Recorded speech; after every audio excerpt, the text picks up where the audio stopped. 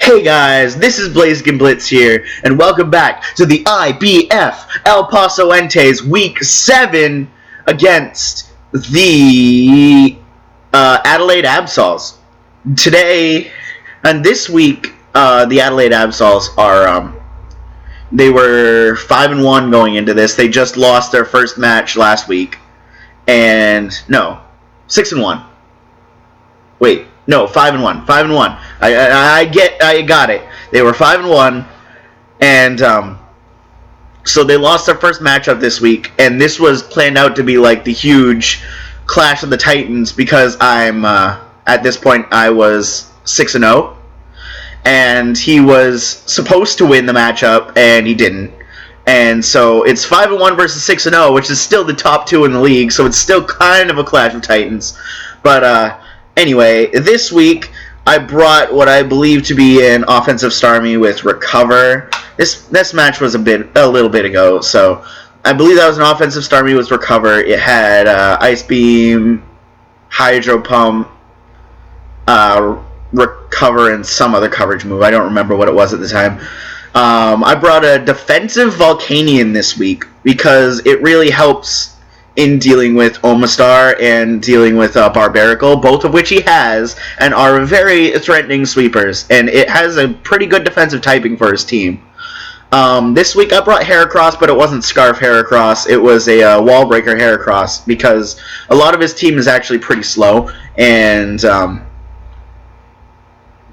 being able to kill it with a Heracross that's actually a Wall Breaker, not just a Scarf thing, is nice. It was Toxic Orb. I brought pretty much regular Hydreigon there. Draco, Dark Pulse, probably Fire Blast. I don't remember the coverage. Again, this battle was a little while ago. Excuse me if I don't remember a whole lot. And Roost. Mamoswine was pretty standard with Earthquake, Icicle Crash, Ice Shard, and Rocks, I believe it was. And then Mega Metagross is another agility set. I believe it was something strange. I remember I had a few different coverage moves on it, but in the end all that really mattered was Meteor Mash. So it has Meteor Mash. Well, let's just start the battle. You'll see what's going on. Well, before that, I look at his team and I'm just like, well, from the very beginning, I can tell that Mamoswine literally hits everything on his team without too much issue. So just leading with Mamoswine was a pretty safe bet here. And so that's what I do, and he leads off with, I lead off with Mamoswine, he leads off with a Rhyperior, and I'm just like, okay, I don't want him to get rocks up, so I'm just gonna EQ. And I get a crit, first turn to kill it, and that actually mattered, which is kind of brilliant, kind of weird at the same time, because it ended up mattering the whole match. He brings in Scizor, and I'm just like, I don't want to take a bullet punch. So I bring out my Volcanion, and he predicts that and double swaps into Zapdos. I'm just like, I kind of want to save Volcanion for later, so I swap into Mamoswine and proceed to get bopped by a Heat Wave. And all of a sudden, at just the beginning of the match, like, the momentum I got from that crit is all but gone because he's just severely outplaying me right now. I go into Hydreigon knowing that whatever he does, it's not going to kill me in one hit, and I just decide to Draco because it's just the safest thing for me to do, really. And I believe EHB Ice is here. Yeah, EHB Ice is here.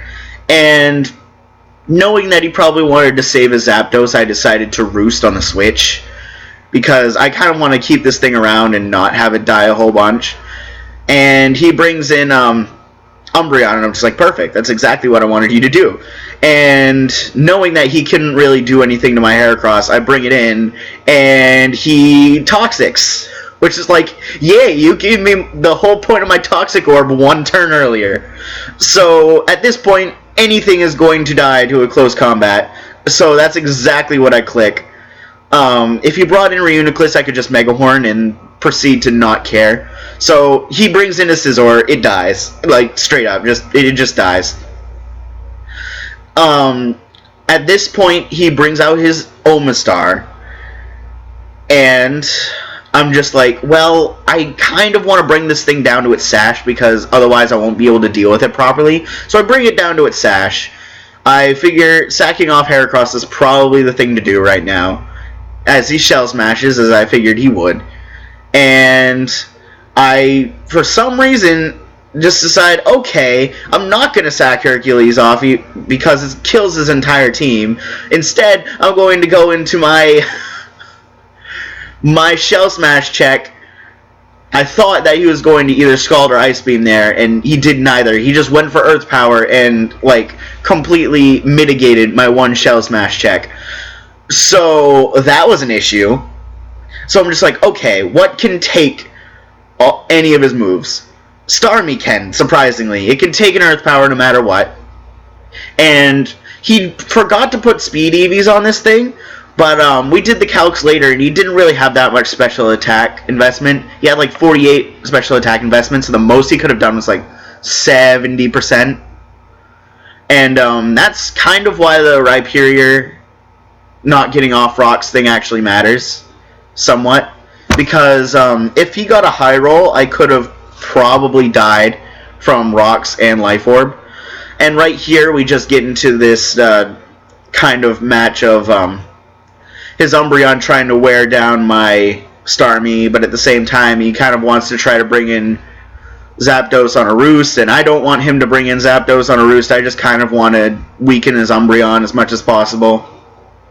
And then he wishes, and he's just like, okay, I know what he's going to do, so I'm going to just pass off into Reuniclus.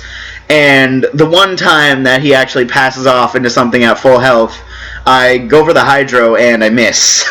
So I don't get killed and the wish gets negated. So, it didn't end up mattering, but it was kind of funny. So Patrick, the Starmie, just kind of dies of Life Orb recoil as he Psychics. And I'm just like, well, okay. Again, I can do practically whatever I want here with Hydreigon. It just kind of does work. And I figure he doesn't want to risk the Draco. And he wants to be able to take whatever. So I'm just going to Dark Pulse. It's the easier play to make. He gets to sack off Zapdos, and that's all well and good.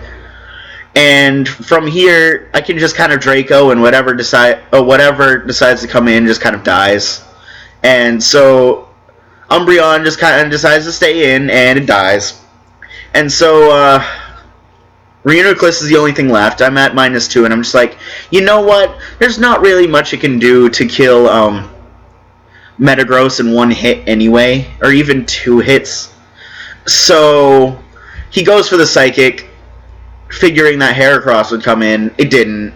I decide, okay, I'm just going to give my Metagross another kill so it can be the league leader in kills. And so I just Meteor Mash twice. His leftovers brings him up to where it could have been like close to not killing, but I pretty much get enough of a roll to kill it with Meteor Mash on the second hit, and that will be the game, and it's a 3-0 victory for the El Paso Entes.